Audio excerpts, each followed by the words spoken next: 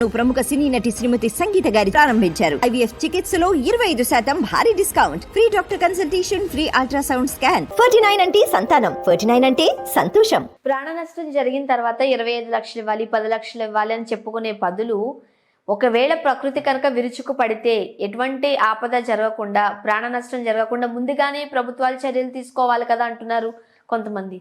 ఇప్పుడు cloud burst అయితే ఇది చెప్పలేమండి, బియాండ్ అవర్ కంట్రోల్ అబ్సల్యూట్లీ. కానీ వాళ్ళు క్లౌడ్ బర్స్ట్ అని చెప్పలేదు.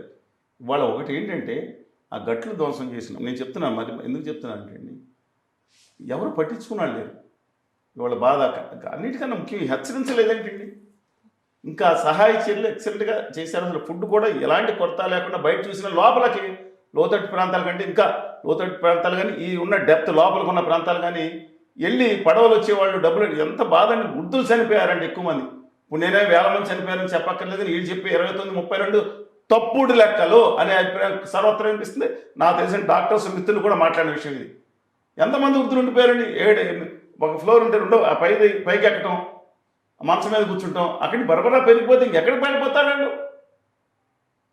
వాళ్ళందరికీ ఈతలు వచ్చాయండి. ఈత వచ్చినా నాకు తెలిసిన ఒక ఆయన మిత్రులు కూడా ఈత వచ్చినా సరే ఇప్పుడు బహిరంగ ప్రదేశం ఈత కొట్టవచ్చు, బడే మళ్ళీ గోడ కొడుతుంది, లేదా వీధుల్లో సన్న వీధులు అసలు చాలా ఇబ్బంది కదా. Middle class, lower middle class, మిగతా పని చేసుకున్న వాళ్ళు, నగర్ సింగనగర్ అంటే కార్మికులు ఉండే ప్రాంతం అండి, అది మధ్యతరగతి వాళ్ళు ఉండే ప్రాంతం.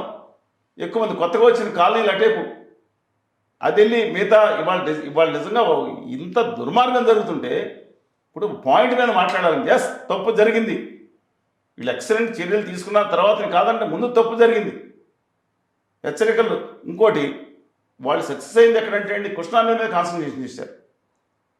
కృష్ణానది వరదలు గట్లు తెగితేనండి అపారమైన ప్రాణ నష్టం సంభవించేది. వాళ్ళ ఊళ్ళు కొట్టుకుపోయేది. 11,40,000 క్యూసెక్లు వస్తే ప్రధానమైన కరకట్లు కొంచెం బలహీనపడ్డాయి. ఆఖరికి మంత్రి సత్యానరాజు గారని మనీ స్పిన్నింగ్ సెంటర్ ఒకటి ఉందండి అక్కడ దాంట్లో ఏదైతే అవుట్ఫ్లోస్ నీల్స్ బంద్ చేయకపోవడం ఇంటర్నల్ వస్తే హైకోర్టుని 2 రోజులు బంద్ చేసుకుని ప్రభుత్వం లేఖ రాసింది. అదే మెయిన్ రోడ్డు.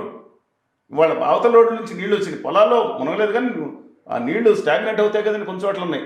అందుకని హైకోర్టు నిజమా కాదా నేను లెటర్ ఇస్తాను, మీరు వేయండి. రాష్ట్ర ప్రభుత్వం రాసిన లెటర్ వచ్చింది నాకు, హైకోర్టుకి రాసిన కాపీ వస్తే అది నిజం కాదండి. కానీ ఆ గట్లు ఎక్కడా పోకుండా కింద కూడా రేపల దగ్గర కూడా తెగిపోయేదని ఇప్పుడు కాదు 2019లో కూడా అభిప్రాయం వచ్చింది.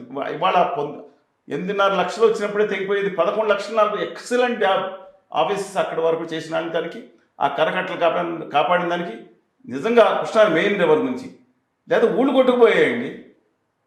ఇక అంతిమంగా చాలామంది దూరం ప్రాంతాలకు తెలియదు కానీ కృష్ణలంక 6 లక్షల క్యూసెక్లు అయితే కృష్ణలంకలు నీళ్ళు ప్రతిరోజు ఫోటోలు అయ్యాయి. అప్పుడు ఇవాళ లక్షల మంది ప్రజల్ని కాపాడింది కృష్ణలంకలోని ఏదైతే ప్రొటెక్టింగ్ వాల్ ఏదైతే కట్టారో అది డెఫినెట్గా ఇప్పుడు ఇది మా నాయకుడే కట్టాడు, నేనే కట్టాను జగన్మోహన్ రెడ్డి గారు చెప్పొచ్చు. కానీ జరిగిన సత్యం కాంగ్రెస్ గవర్నమెంట్లో అది కంటెంప్లేట్ అయినా చంద్రబాబు నాయుడు గారి హయాంలో స్టేజ్ 1, స్టేజ్ 2 విషయంలో కొంతవరకు పూర్తయిందండి. అది ఆయన హయాంలోనే మొదలైంది, ఆయన దాంట్లోనే కొంత పూర్తయింది, మిగతా భాగం పూర్తి చేసింది జగన్మోహన్ రెడ్డి గారి హయాం చెంది. అందువల్ల నీళ్ళు రాలేదు. స్టేజ్ 3 కూడా ఎన్నర పొద్దు దాటిన తర్వాత స్టేజ్ 3 కూడా ఉంది, అది కూడా కట్టాల్సింది. లక్షలాది మంది ప్రజలు సేవ్ అయ్యారు. దీనికి ఎవరిని ఆ ఇద్దరిని అభినందించుకోవాలి. బూతులు ఒకళ్ళొకరు తిట్టుకోవడం ఎందుకు? మీరు కృష్ణలంక వెళ్ళి అడిగితే వాళ్ళు సుఖంగా ఉన్నామంటే ఆ రోజు మొదలుపెట్టారు, జగన్ గారు పూర్తి చేసి ఇద్దరు మంచి చేశారు. ఇద్దరిని ఒకళ్ళొక రాష్ట్రానికి పట్టిన దరిద్రమైన పొద్దున సాయంత్రం సహాయ కార్యక్రమాల కంటే 6 ఏళ్ళ గురించి అభిమానులు కొంతమంది వాళ్ళని రోజు చేసుకుని వీళ్ళకి శని పట్టింది. అది అంటే ఇప్పుడు ఏపీలో పరిస్థితి ఎంత భయంకరంగా ఉంటే ఓ పక్క అధికారంలో ఉన్న చంద్రబాబు నాయుడు గారు వయసును మర్చిపోయి ఆయన యాక్చువల్గా ఇలాంటివి జరిగినప్పుడు ఏరియల్ సర్వేలు చేస్తూ ఉంటారు. ఆయన 18 గంటలు ఆ వాటర్లో దిగిపోయి ఎంతమందిలో స్ఫూర్తిని నింపారు, ఎక్సలెంట్గా వర్క్ చేశారు మీరు అన్నట్టు. మరో పక్క ప్రతిపక్ష నేతగా ఉన్న జగన్మోహన్ రెడ్డి గారు వాటర్లో దిగిపోయి ప్రజల దగ్గరికి వెళ్తున్నారు. But deputy CM Pawan Kalyan గారు ఎక్కడున్నారు అనేది ఒక క్వశ్చన్ మార్క్. పవన్ కళ్యాణ్ గారు లోకేష్ గారిని చెప్తా ఉన్నారు, నేను అడుగుతా ఉన్నానండి. ఇంతకుముందు జగన్మోహన్ రెడ్డి గారు మాట్లాడిన విషయం ఏంటి, నెల్లూరులో అక్కడ వరద వచ్చి ఎందుకు రాలేదంటే నేను వస్తే డిస్టర్బ్ అవుతుందండి. ఖచ్చితంగా ఒక పాయింట్ కరెక్ట్ అయింది. చంద్రబాబు నాయుడు గారు ఒక రోజు వెళ్ళటం వరకు మంచి పద్ధతి, రోజు తిరుగుతూ ఉంటే ఎలా కుదురుతుందండి? కళ్యాణ్ గారిని ఇంట్లో తప్పట్టేదే ఉందండి. ఆయన వెళ్ళి ఆయన ₹1 కోటి అక్కడ ₹1 కోటి తెలంగాణకి ఇచ్చి 4 కోట్లు పంచాయతీరాజ్ శాఖ ఇచ్చింది వేరే సంగతి. ఆయన డెఫినెట్గా ఆయన ఉత్తర భారతీయ జనతా పార్టీకి ఆ ఆదాని గారి పార్టీకి అనుగుణంగా ఉంటూ ఆంధ్రప్రదేశ్ మీద అన్యాయం చేస్తున్నారు, విభజన హామీ ప్రత్యేక హోదా అనేది మాది ఖచ్చితంగా అభిశంసన ఉందా పక్కన పెట్టండి. కానీ ఆయన ఎక్సలెంట్గా ఆయన ఇప్పుడు వెళ్ళి అక్కడ ఆయన ఏం చేస్తారు, ఆయన కార్యకర్తలకు చెప్తారు, ఆయన పార్టీ వారికి చెప్తారు, సాయం చేయమని చేస్తూ ఉన్నారు. ఆయన బర్త్డే రోజు కూడా పార్టీలు చేశారని ఆరోపిస్తున్నారు. ఇప్పుడు ఏం చేస్తారని ఒకటి దాన్ని బర్త్డే వచ్చింది ఆయనకి, ఆయన బహిరంగ చెప్పాల్సింది రాలేదు వార్త. బట్ ఆయన ప్రజలు బాగుకోరే మనిషి, సార్ అంటే ఇప్పుడు ప్రజలు బాగుకోరే మనిషి ఆయన ఎట్టి పరిస్థితుల్లో. ఇప్పుడు రైతులు ఆత్మహత్యలు చేసుకున్నప్పుడు డబ్బులు ఇస్తే అయిపోతుంది కదా సార్ మీరు అన్నట్టుగా, కానీ ప్రతి ఇంటికి వెళ్ళి నెగ్గడం కోసం అన్నట్టుగా వాళ్ళతో పాటు కింద కూర్చుని వాళ్ళు ఏది పెడితే తిని ₹1,00,000 చెక్ అందించి వచ్చారు కదా. అదే పని మీరు అన్నట్టు కౌలు రైతు సందర్భంలో చెప్పండి, అదే ఆయన ₹1,00,000 ఇస్తే అయిపోతుంది. కొంతమంది ఆత్మహత్య చేసుకున్న అలాంటి వాళ్ళు కూడా చిరు సహాయం చేశారు.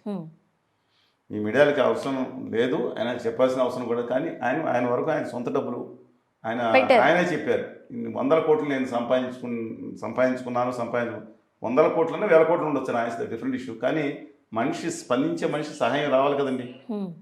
ఆయన స్పందించే హృదయం డెఫినెట్గా ఆయనలో ఉంది. అందుకని ఆయన రావడాన్ని ఇప్పుడు ఆయన తప్పు అయితే జగన్మోహన్ రెడ్డి గారి తప్పు, ఎందుకు ఆయన మీద ఆరోపణ చేస్తాను? నేను జగన్మోహన్ రెడ్డి గారి మీద కూడా ఆరోపణ చేయను. ఆయన వచ్చారు, ప్రతిపక్ష నాయకుడిగా అర్హత ఉంది, ఎందుకు రాకూడదంటే ఏదో రాబందు వాళ్ళు ఎందుకు మాట్లాడతారు? వచ్చేదారు మాట్లాడారు. అయితే రాజకీయాలు అతిగా చేయడం తప్పు అంటున్నాను. ఆయన కానీ ఈ క్రితం ప్రభుత్వం ఈ గట్లు తీసుకోలేదని వీళ్ళు ఏందండి ఇది దిక్కుమాల రాజకీయాలు. ఇప్పుడు పక్కన జనం చనిపోతుంటే ఈడ మీద వాళ్ళ మీద trading allegations and counter allegation, దీని మీద ప్రాధాన్యత సేవా కార్యక్రమాలు పెట్టాలి. జగన్మోహన్ రెడ్డి గారు కూడా డొనేషన్ ప్రకటించారు, చేశారు. అంతవరకు ఇప్పుడు డిప్యూటీ సీఎం గారు వరద సహాయాలు అంటే వరదల్లో చిక్కుకున్న వాళ్ళకి హెల్ప్ చేయడంలో ముందుకు రాలేదు, ప్రజల మధ్యలోకి రాలేదు. ఆయన ఏ తీసుకుని ఆయన వైఎస్ఆర్సీపీ ప్రజలు అంత స్విమ్మరా, లేకపోతే ఆయన వెళ్ళి పోతే వేసుకుంటే వెళ్ళి లేకపోతే ఇవన్నీ నడుపుకుంటే వెళ్ళి కాపాడడానికి ద బెస్ట్ మ్యాన్ ఏం చేస్తాడు to get the things done. ఇవాళ నీటిపారుదల శాఖ మంత్రి గారిని అడగండి. ఇప్పుడు ఇవాళ వెళ్ళారు మా ఊరు ఆయన మంచి వ్యక్తిగతంగా, ఆ రోజులు ఏమైపోయారో నాకు తెలియట్లేదండి. కాన్సన్ట్రేషన్ అవగాహన మిగతా అధికారులు ఆయన కల్పించి ఉండరు. ఇవాళ మోటార్ సైకిల్ మీద వెళ్తున్నారు, దూరం వెళ్తున్నారు, అంత బాగానే చేసుకోవచ్చు. ఇవాళ కన్సర్న్ తీసుకోవాల్సింది ఎవరు? కన్సర్న్ శాఖ మంత్రి పొందూరు నారాయణ గారు, వీళ్ళు లేదా తర్వాత మిగతా వాళ్ళు, వాళ్ళ మీద మాట్లాడాలి మనం. కళ్యాణ్ గారి మీద మాట్లాడితే ఏంటంటే ఉపయోగం? ఇదంతా బురద రాజకీయం అంటారా మీరు? బురదలో కూరుకుపోయి చేస్తున్న మట్టి రాజకీయం చేస్తున్నారు కొంతమంది. ఇప్పుడు నిర్మాణాత్మక విమర్శలు కరెక్ట్ అండి, సహాయ చర్యలు తీసుకోవాలి, విద్యుత్తును పునరుద్ధరించాలి, ఇవన్నీ మనం తీసుకోవాలి. But not